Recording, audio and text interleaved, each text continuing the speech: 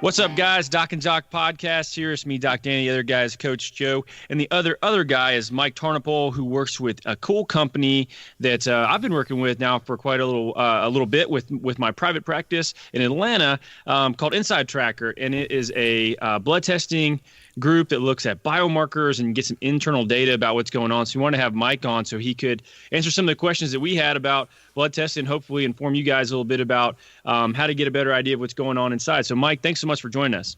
Yeah, thanks for having me. It's gonna be a blast. I'm looking forward to talking with you guys. Sweet. Yeah, Mike, how's it going? Joe here.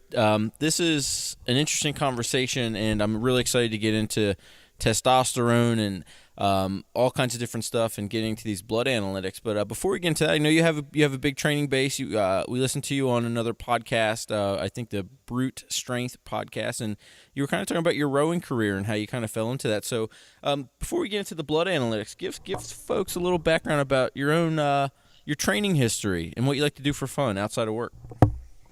Yeah, well, for me, luckily, work is fun, so we'll get that out of the way. Nice. But let's see, from a fitness perspective, I was lucky enough to kind of fall into the whole CrossFit thing at a relatively young age. Nowadays, guys are getting into it pretty early, but back in the day, like 06, 07, there were, a few 10, 11, 12-year-olds doing the CrossFit training methodology.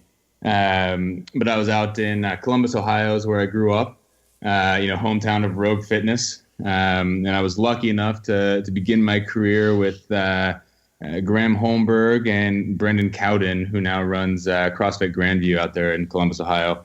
Great gym. You guys should check it out if you're ever stopping by.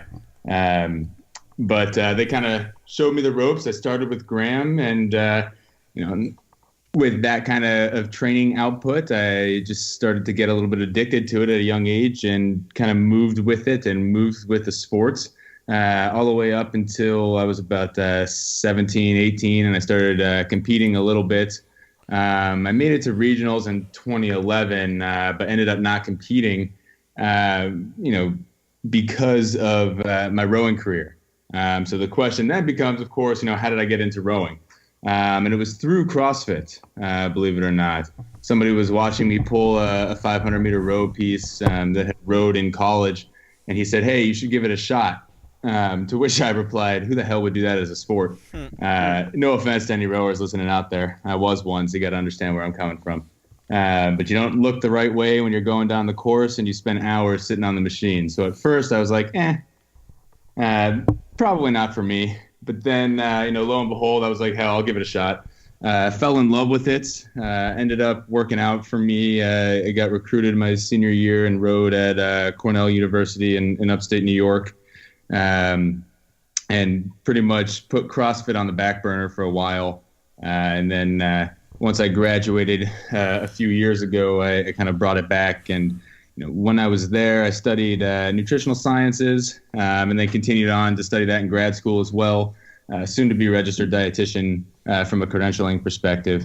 But then after that, I was lucky enough to find the guys here at InsideTracker, and through that have kind of skyrocketed back into the whole CrossFit training myself, pending a few injuries. But maybe you can help me with those, Danny. But once I get those in check, hopefully we'll be back competing. But I get to work with everyday CrossFitters, everyday endurance athletes, all the way up to the elite level athletes in both CrossFit and essentially any professional sport that you can think of. We work with. So it's been a great opportunity, and I get to talk to guys such as yourself. Very cool. Well, interesting fact, the first gym that I ever taught a mobility WOD course at was CrossFit Grandview in Columbus, Ohio. So your home gym was the first one I taught at with Kelly Starrett, and I've only been in 3 gyms there. One is Grandview, one's Graham's new place, and then the other one is Rogue Fitness has like 2 or 3 gyms in their facility. Their facility is insane, man.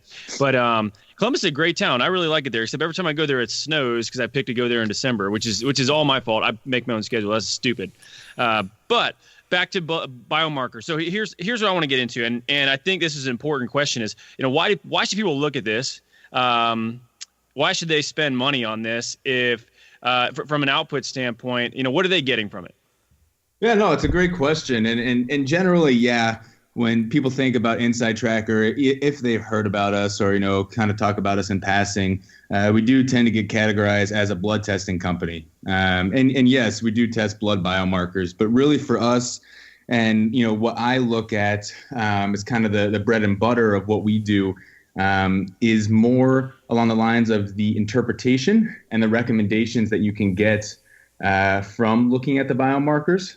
And that's really where our software and the science behind what we do comes into play. So, taking a look at who an individual is from things, the classical things such as their height, weight, age, race, ethnicity, those types of things, to also looking at things like their current dietary pattern, their current physical activity level, their current lifestyle, if they're taking supplements, what they're taking. All of that can go into taking a look and saying, okay, here are their markers now. Given all of that information and given where they want to go from a goal perspective, here are the nutrition, the supplement, the exercise, and the lifestyle interventions that they can implement that are more personalized to them to help them achieve that goal, whether that goal be the aesthetic goal or a wellness goal or a performance goal.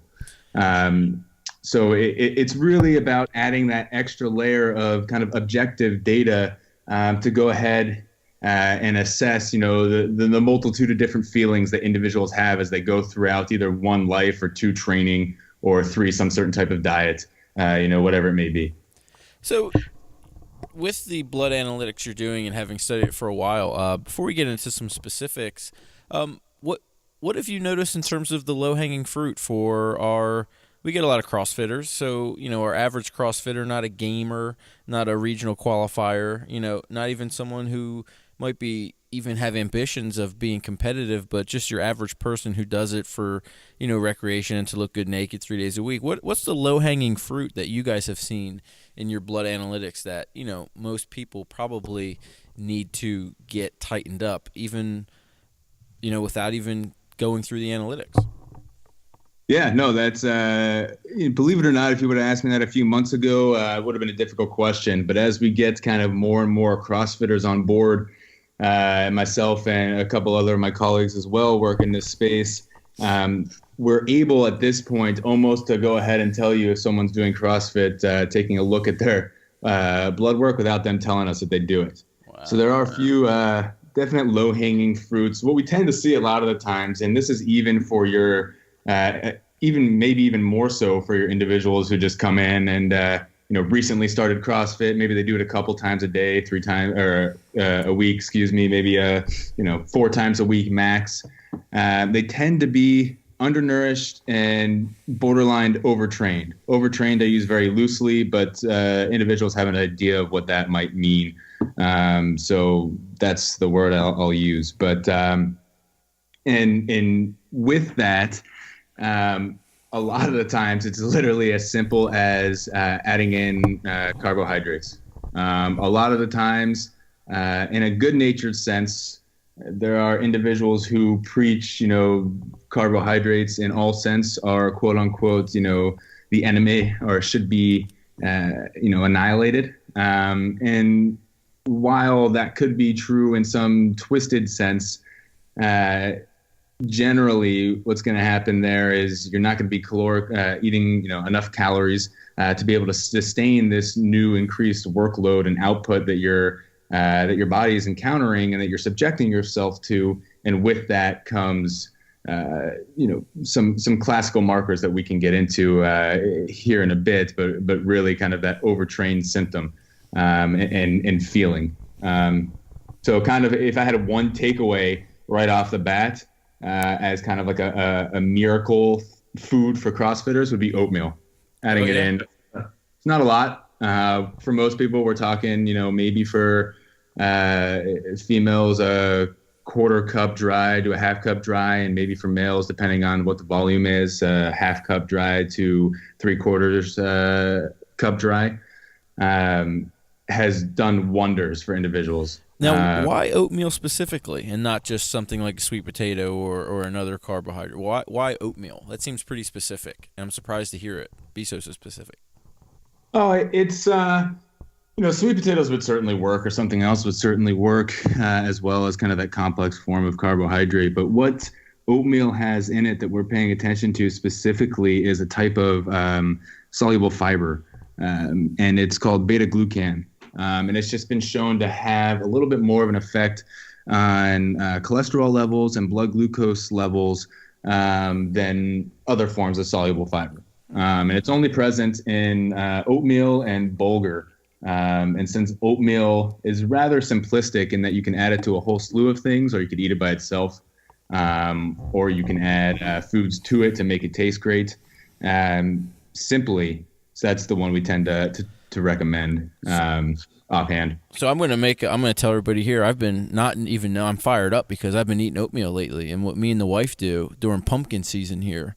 We do a big, like a steel cut oatmeal, and we throw a can of pumpkin in there with a bunch of cinnamon, and it's pretty good. And you put it in the crock pot there, Mike, and you just let it simmer overnight, and then you got it all week. You're good to go. You take a couple scoops, and I guess now I got no excuses now. It's good training food. So very cool. I'm happy to hear that. Yeah, no, it sounds like a great recipe. It sounds like you're already on track. Even though we got to get you tested still. Yeah, that's right. Yeah, we need to get Joe tested for a couple different things, but we won't get into all of those. But with the oatmeal, I've got a question about that in terms of timing. Is it just, all right, dude, eat some oatmeal, or is this, hey, eat some oatmeal stacked around training? It really depends. Kind of for the general athlete, CrossFitter, timing isn't really imperative. It could help with performance aspects at certain points if they were so inclined. But really what we say is kind of in the morning, easiest time to add it in. Kind of perception-wise, that's when most people tend to want to eat oatmeal for whatever cultural reason that might be. So we kind of tell them, hey, this is going to provide you with some kind of sustainable energy throughout the day. It's going to get you the fiber that you need to kind of help with your cholesterol levels, your blood glucose levels, stabilize those food cravings, make you feel a little bit fuller for longer, just kind of make you prepared and alert for the rest of the day. For the elite athletes, you can get into a little bit more specifics with timing and when you would want to eat those. But generally for the elite athletes as well, we do start out with something like oatmeal in the morning for the same reasons. Very cool. So going back to the objective data or the classical markers that might indicate the need for oatmeal and being malnourished and low fiber and some of those things like that, can you get into some of the details of those classical markers that you guys are picking up on over there at InsideTracker? Yeah, for sure. So I'll talk about these markers. We have a variety of plans, and they really just range, one, in price, but two, the difference between them is how many markers are actually tested. So our most comprehensive plan is the most expensive plan as well. But all of the markers that I'm talking about are available in that specific plan.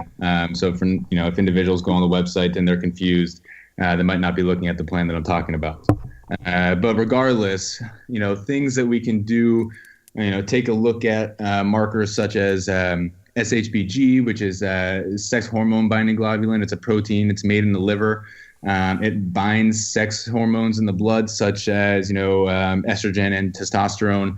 And there's a multitude of different functions. What most people know it for is it's when it binds testosterone or estrogen, it makes those sex hormones not bioavailable for whatever downstream reaction they may be needed for, whether it's protein synthesis, muscle protein synthesis, specifically bone remodeling, red blood cell formation, things along those lines.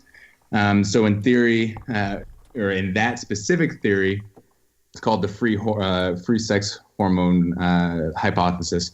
If SHBG is high, then you're going to see negative effects on your testosterone, which from an athletic perspective, we don't exactly want from a recovery standpoint, and so on and so forth. You can get in real specifics, and SHBG has a lot to do with there's a huge genetic factor of where you want that marker to be for individuals. Ethnicity plays a large part in that, as well as you want this marker generally to be higher for more beneficial health outcomes.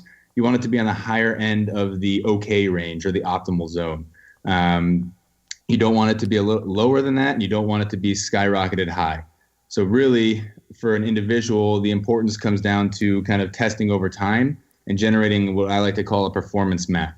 You really can't make too many classifications off of one test alone, but as you start to trend over time, you have more of an idea. So some other markers that fall into line with the SHBG are things like cortisol, creatine kinase, and as I just mentioned a little bit, total testosterone, as well as free testosterone, or that testosterone that's not bound to SHBG that is bioavailable for a given reaction. So we can use kind of like the creatine kinase marker, for example, which is a measure of muscle breakdown. It's an enzyme that's only found in muscle cells. And when we subject them to stress, they break down, and creatine kinase is then available in blood. So in small amounts, this is okay. In large amounts, for example, if you have compounding effects of very strenuous workouts, this is a marker that, in a medical perspective, they use to look at, rhabdomyolysis. So we want to take a look at that marker and keep it in the optimized zone. But we can use those along with cortisol, which is a stress hormone, to tease out things like physical strain versus kind of generalized fatigue or maybe psychological stress. Because as training volumes and loads and intensity, or some combination thereof tends to increase, we might see, temporary drops in androgen values. And what you have to do is then determine, okay, where is the source of those temporary drops? For example, if somebody's doing a ton of Metcons day to day, and really they're not, they don't have a great planning structure around their workouts, you might see their testosterone fall, and what the source is. You might see their creatine kinase muscle breakdown pretty high. Their SHBG is going to be significantly elevated. Whereas someone might also have low testosterone, but normal creatine kinase, as in their muscle breakdown, isn't too significant. Their SHBG is okay, but their cortisol is through the roof. So what we might say for them is, okay, how have you been sleeping lately? And if they come back and say, okay, I've been sleeping poorly, then we know the area to focus on. So we kind of use these markers in line with a bunch of subjective data, as well as other training load information and training volume information to kind of distinguish for that given individual, all things considered, what does the larger picture look like for them? And then, of course, that goes to the coach or that goes to the athlete, and they can alter things that they're doing from there. Well, from a interpretation standpoint, what is it that InsideTracker actually provides? Because obviously, what you just explained, there's probably quite a few people that would be confused if they had to look at those numbers themselves. Mm-hmm. And with the biomarkers in particular, it's the relationship between them that can be a bit challenging to understand. So, all right, if somebody gets blood biomarkers pulled and they get their numbers back, what sort of recommendations do they get, and where do those recommendations come from? Yeah, no, great question. So when they get the results back, first of all, we ask them to go a little bit more in depth and tell us what their goals are. We like to prioritize biomarkers for them as they relate to specific goals, such as prevent injury, speed up recovery, or lose fat, gain muscle, or optimize metabolism, things along those lines. So once they move through that process, what we give them is an analysis and recommendation. So we want to tell them, it's very important for us to let them know, okay, here's what the biomarker is. Now, a lot of times individuals are like, I go to my doctor and they take a look at a lot of these biomarkers. So how is this different than what they do? And my insurance covers that and they don't cover you guys. And it's a great question. What we've done is said, okay, instead of looking at these markers in light of, a given chronic disease or acute illness as more of a diagnostic measure and saying, are you sick or are you not sick, which is what they do more in the medical field and medical perspective. we've said, okay, how can we take these markers and look at them in light of overall health, wellness, performance, longevity? So with that in mind, we tell the individual, okay, here, for example, is cortisol. This is what cortisol is. This is what it does in relation to overall health, wellness, performance, longevity. Then we give them nutrition, supplement, exercise, and lifestyle guidance. That's all evidence-based. And I know evidence-based is a buzzword, so what does that mean? We've taken over, let's say, right now, I think it is 1,700 peer-reviewed scientific papers and amassed our own database.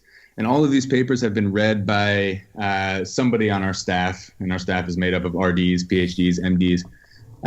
And we assess the recommendations in that paper and the evidence and tie those to specific traits, qualities, and markers for an individual. So what does that mean? You know, if I walked through a marker from start to finish, you know, let's say somebody comes in, they purchase the ultimate plan, they start telling us about, you know, the foods they're eating, what their exercise looks like currently, what supplements they're taking. Maybe they tell me that, hey, you know, they do consume, you know, fish multiple times a week. Maybe they spend more than 60 minutes a week in direct sunlight, but they don't currently take a vitamin D supplement.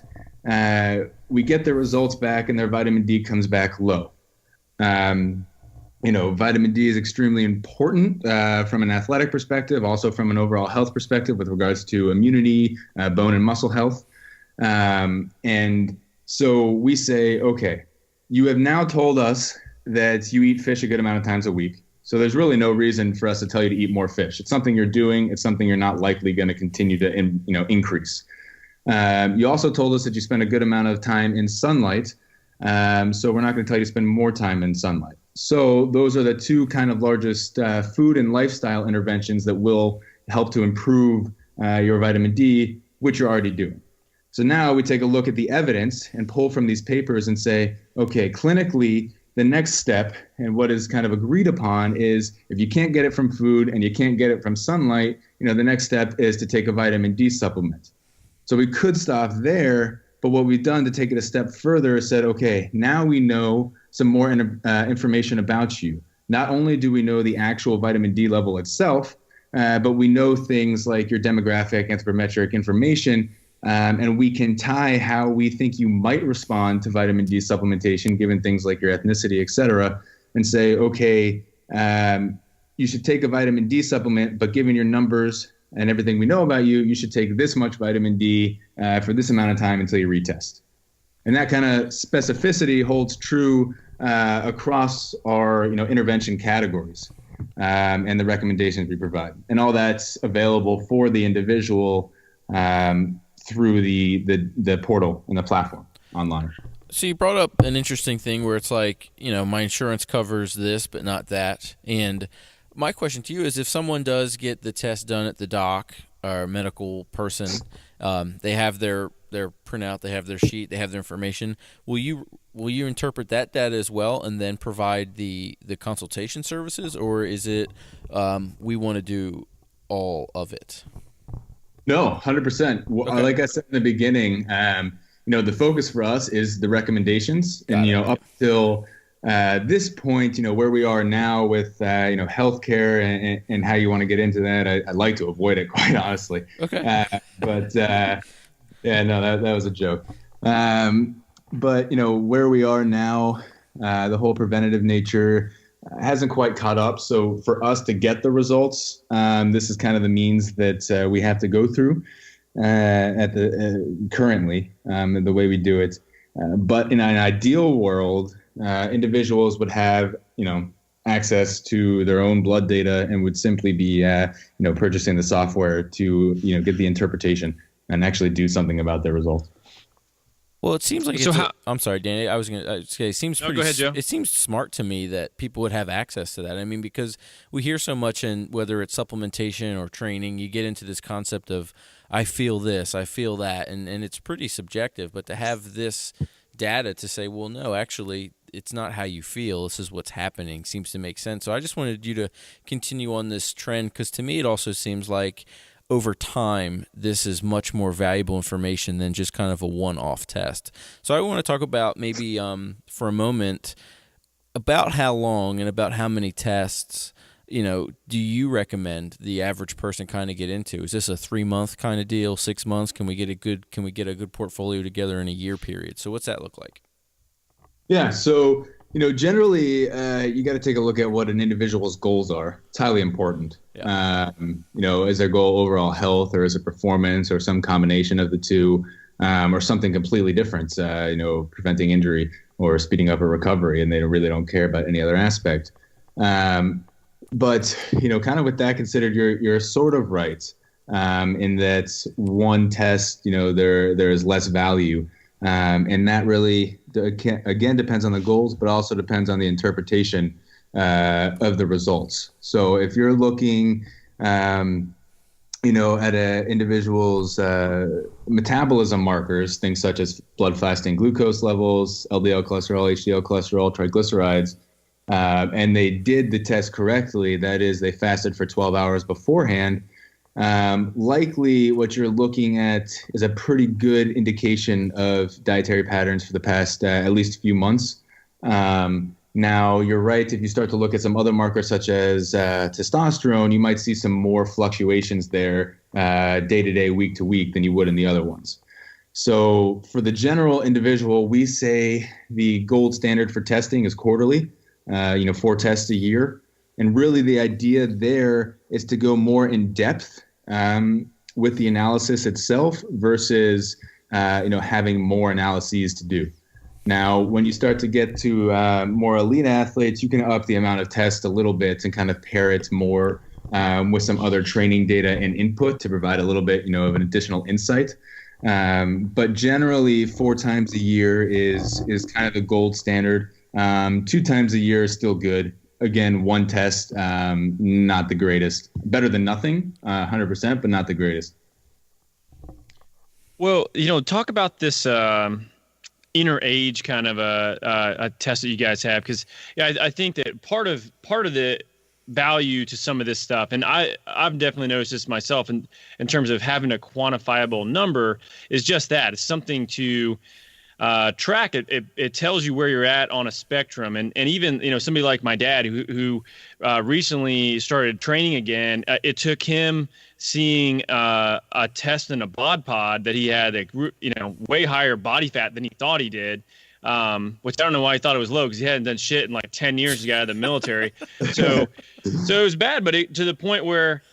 And he probably listened to this actually. So I'm glad he lost like 35 pounds, man. He's doing awesome. He drinks a smoothie for breakfast every morning. And literally all it took was a number. Like he had to see a number, and the number is now the challenge. It's like, how low can I get this number? And this just changed all these health options with him. So with this inner age thing, it seems like if you're 30 years old and you get these test scores back and it says your inner age is 50, like that's probably going to light a fire under your ass. So what's up with that? Why are those tests in there? And what's the algorithm that you use to gauge that? So basically, what inner age is a great add-on to a few of the plans that we have.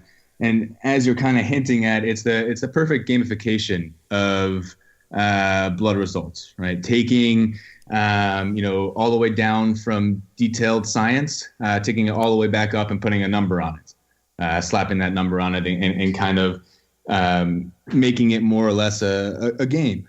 So what it does is look at 5 key biomarkers, this algorithm that we've developed, that we feel, based on the research, are most related to aging and longevity. And from there, it'll take a look at those and predict your biological age versus your chronological age.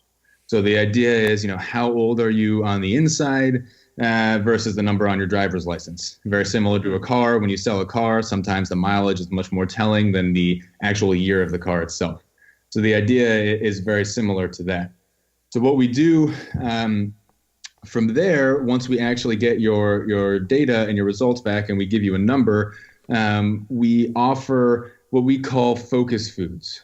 And focus foods we're playing on the idea of superfoods which are foods that are rich in antioxidants, vitamins, minerals, fiber, et cetera, that are kind of healthy for the general population or have been deemed so. What we've done is said, okay, based on these markers for you that are off or not optimized, causing your inner age to be, a given number, here are the top 5 foods for you to add into your diet that are going to help you lower your inner age. It's very simple. It's very detailed science pulled back to an easy implementable intervention. And that's the idea with what we do really across all the interventions for InsideTracker. We're not really a diet company. We're not a meal planning company. We don't profess to be one, and we will likely never be one. What we are doing is saying, okay, given everything, the 20,000 interventions that you could probably do tomorrow for your health, here are the top 20 that are going to help you. And you can implement those and move forward with them until you retest and check to see if, hey, are these the same recommendations I should be following, or should I go ahead and, implement new ones and reassess? I know that was a little bit off topic there, but the idea is the same. No, the inner age thing is interesting, and my question there is, have you guys had enough people do it, enough data to say have like a freak out moment, like where the inner age is 10 years apart, 20 years apart, and then all of a sudden this lifestyle test all of a sudden now has to be, I know you guys aren't a medical company, but all of a sudden that test or that data or that marker kind of says, hey, you really need to look at something. Are there certain red flags that come up when that inner age and the actual biological age are really separated, or there's a big gap? Yeah, so if I'm being 100% honest, about, I would say 85% of the individuals I talk to and work with, including myself, when you test the first time with inner age or a plan that also has inner age on it, we tend to see about 11 years older than somebody actually is. Pretty much on average. Very rarely I get somebody who's kind of their actual biological age, matches very closely with their chronological age. But most of the time there is a giant red flag. And a lot of the times it's from an individual's fasting blood glucose level. We weight that very heavily with its importance. It has, high fasting blood glucose levels are correlated with a slew of, increased morbidity and mortality rates and long-term, chronic diseases. So we rate that pretty high. And most individuals tend to have a subtle issue with it. And when I say issue, I should also clarify, when we look at blood results, we don't necessarily use the same ranges that are clinically acceptable. We say, okay, here is the outside of the clinical zone, here's the clinical zone, and then we narrow that and say, based on factors that we know about you, here is the best zone or range for you to be in. So for us, when we say, not optimal, clinically somebody is okay with regards to, possible chronic disease or acute illness, as in their doctor likely wouldn't be concerned about it. If it's outside the clinical range, we flag it. But really the goal for us is to, take it from okay to, I guess, quote unquote, as perfect as you could get. And that's the goal. But yeah, we do see some pretty large sways. And actually, that's back to the oatmeal and the original. I've had a few individuals who have tested only with inner age and have come back and said, okay, the only thing I'm going to do for my focus foods is add in the oatmeal, and I'm going to do it daily. And they've dropped their inner age by as much as like 6-7 years. Just with that one intervention. Of course, we can't directly attribute it to that, but the idea is still, there's that one intervention and we see some sort of output that's favorable. This is great. So I'm going to get this for my father-in-law for Christmas, because I know at a minimum he'll be 11 years older, which will be great, right? So, but I'm hoping that it shows that he's like early 50s. I'm hoping it shows that he's like 90 years old, because he needs it. He needs like something to show like, dude, you gotta get your shit together. Is this the kilt wearing gunny? Yes, that's the man, the myth is my father-in-law. But the problem is, I wonder, have you ever seen people that you see them and you're like, for sure, you're gonna test terrible on this, and it comes back and they're like lower than their biologic age? Generally, no, because I don't quite see all the people that I talk to. So, if we're talking off of, people who might not be as, in shape as others, I can't necessarily assess that. And generally, at this point, if I get, like, for example, some of the games athletes we work with, or some of the, the regionals athletes, even top level open athletes, I fully expect right off the bat for there to be some serious discrepancies between the two ages, and very rarely am I wrong. Normally it's the individuals who aren't as active, but who are generally, still fit. We'll call them athletic active individuals. Maybe they do CrossFit a couple times a week, or maybe they go on runs, whatever it may be. They tend to have a little bit better inner ages, and really it's mostly because of, for those elite athletes, effects of training, generally speaking. My question there is, how much do the numbers matter for our hard training athletes, and eventually, because you'll hear that this number is really bad for a hard training athlete because of the hard training, but eventually, when will that number start to affect their performance, where they do need to start to pay attention to it? Is this an age factor? Is this 3 months down the line? Is this a year down the line? When do they really need to get those numbers in check? Really, you have to take a look at subjective data as well. So 100% blood testing is not the end-all, be-all. It's another great objective piece of information to add in. But if you start to alter your training solely based off of results in a test, or even two tests, you're doing it wrong. So what you need to do, or what somebody should do, is take a look at essentially, doing as much as they can with as little as they can. And what I mean by that is taking a look at, assessing daily, what is their body soreness, what is their perceived effort on workouts, what is their heart rate doing, how is their sleep, if they're doing HRV, taking a look at those numbers in different aspects depending on what type of athlete they are, and really incorporating those and using blood work to provide additional information. So you might have, as I hinted originally, a number that is horrible today, and next week it might be back to normal. In and of itself, if you don't look at outside factors, you might freak out and start implementing a lot of interventions. But if you told me, hey, and we have a couple individuals who have actually done this, I ran a 100-mile ultra race yesterday and tested today, is that going to affect my results? The answer is hell yeah. Your testosterone is going to be hell negative. It's not really, but you get the idea. And likely you're going to need a few days to recover. If you looked at that and told me that, this is a test that someone's been doing regular training now, which for them, quote unquote, regular training for the past 4 months, then we might start to get worried about it. And might say that, hey, this individual might be overreaching, especially if they're coming back saying things like, hey, my legs are dead. My heart rate for familiar workouts is just higher than it normally is. It's taken me a while to recover. Maybe in the middle of the night I wake up, even though I budget enough time for sleep. I'm waking up in the middle of the night and I don't know why, so it's not restorative.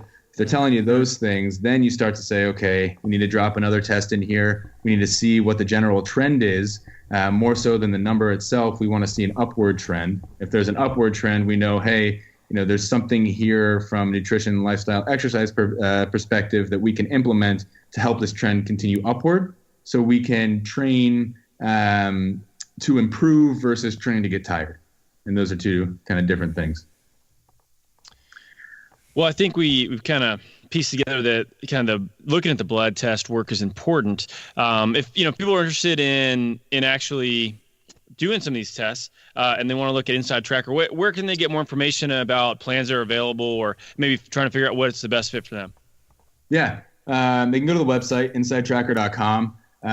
They can also email me directly. I'd be more than happy to help them, get through the site, choose, plans that might be best for them, given their goals, all things considered. I'm sure you can give them my email or link it somewhere. But we're going to give him your home phone number. We're going to text him. Just text him. Yeah, great. I tried to give, in an earlier podcast, I tried to give my cell phone number out before I thought about it. Luckily. That's a terrible idea. Yeah, no, Travis was like, Travis Stutzel, who, of One Time Ham Radio, he was like, dude, what the hell are you doing? You don't want to do that. I'm like, yeah, you're right. I guess I don't want to do that. So I'll keep that to myself. But yeah, they can check it out there. We're also on Instagram at InsideTracker, Facebook. A lot of games athletes are posting about us, so you can kind of see their journey. But really, the best way to figure out what's right for you would be to get in contact with me directly. There's also a live chat feature on our site where you can get myself or one of my colleagues. That's an option as well. We can kind of walk you through the process. Well, very cool. I do want to one last question here. The topic that has come up in terms of resiliency. And so I guess my question is, where we continue on this topic about like athletes and having some higher markers in some bad areas, but maybe subjectively they always still feel great. Have you guys noticed any trends that point to folks who are more resilient, whether those trends might be biological or ethnic or regionally or something like that? Is there a group of folks that you can kind of look at and go, oh yeah, that makes sense. They do have a tendency to have this resiliency gene or resiliency characteristic more than others? I don't know if I can classify that at this point with with regards to either like ethnicity or along those lines, just given our population. Well, for me that was just kind of like an example. It would be like anything in general. Yeah. Sometimes, quite honestly, sometimes we do see some poor numbers consistently, and poor numbers can mean a whole lot of things. But let's just say some biomarkers are not optimized. And some athletes are still consistently putting out. But our kind of goal and my goal when I work with an athlete is to maximize the ability for them to reach their full potential. So a lot of the times what we see is, hey, when you're 21, for example, if you're 21, a lot of guys still eat like crap. Maybe they're training a ton and they're getting through it. But they have another 3 years to go, and they don't know it. And training-wise, they don't need to change anything necessarily, but maybe they need to take a look at their sleep. Maybe they need to take a look at some of their supplementation, and little tweaks can unlock that next level for them. So really, if they're not taking a look at their markers and saying, hey, I'm still performing well, you might consider yourself a ticking time bomb. Sure. More or less. So we have seen, hey, we've kept people from nosediving.